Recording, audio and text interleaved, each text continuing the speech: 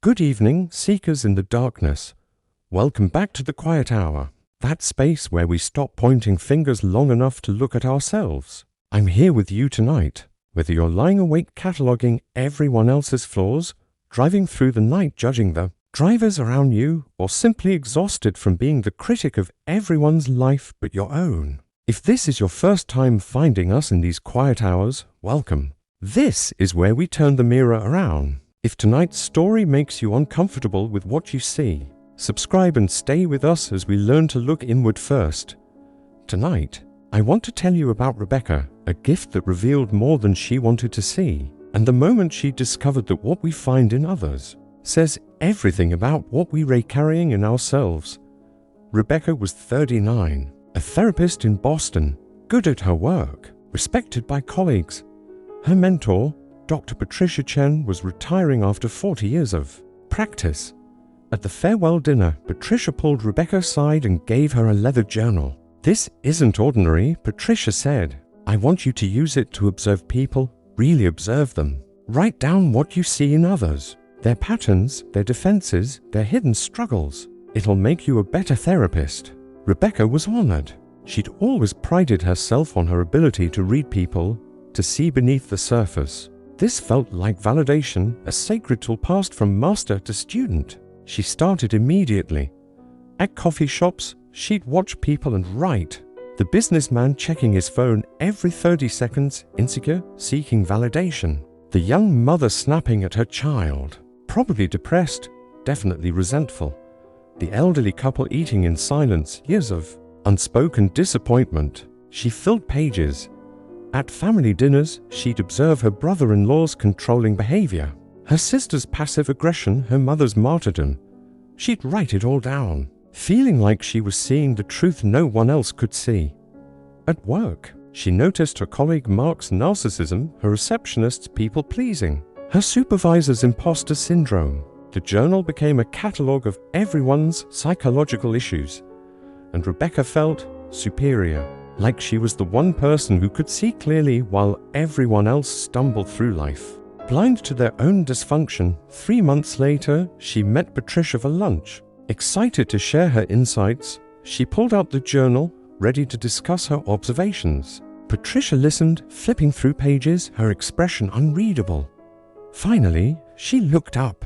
"Rebecca, I need to ask you something. In 3 months, how many pages have you written about yourself?" Rebecca blinked.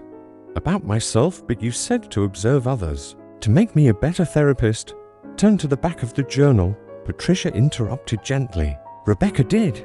On the last page, in Patricia's handwriting, was a note she'd never seen, the real assignment. After filling this journal with observations about others, use the very last page to write about yourself with the same brutal honesty. Then compare. Rebecca felt something drop in her stomach. "Do it now," Patricia said. "Right here. Write about yourself the way you've written about everyone else." With shaking hands, Rebecca started writing, and what emerged horrified her. The businessman seeking validation, she checked her therapy reviews obsessively. The controlling brother-in-law, she micromanaged every relationship. The passive-aggressive sister, Rebecca's own communication with her ex-husband. The people-pleasing receptionist, Rebecca's inability to set boundaries with demanding clients. Every flaw she'd catalogued in others, every dysfunction she'd diagnosed, every weakness she'd spotted, they were all mirrors of herself. The journal wasn't showing her other people's truth. It was showing her own reflection in everyone she judged. She looked up at Patricia, tears streaming. "I've been seeing myself in everyone." Patricia nodded gently. "We always do, my dear. We always do. I didn't give you that journal to become a better observer of others. I gave it to you so you'd finally see yourself. The harshest critics are always the ones running from their own reflection." Rebecca spent that night rereading every entry through new eyes. Every judgment was a confession. Every diagnosis was a self-portrait. Every flaw she'd spotted so clearly in others was something she was terrified of facing in herself. The colleague's narcissism, Rebecca's own desperate need to be seen as the brilliant therapist. The mother's resentment, Rebecca's own anger at the life choices that led to her divorce. the couple's disappointment, Rebecca's own grief over the marriage that failed. She'd spent 3 months creating an elaborate catalogue of her own shadow, projected onto everyone around her. Friends, here's what keeps me up at night.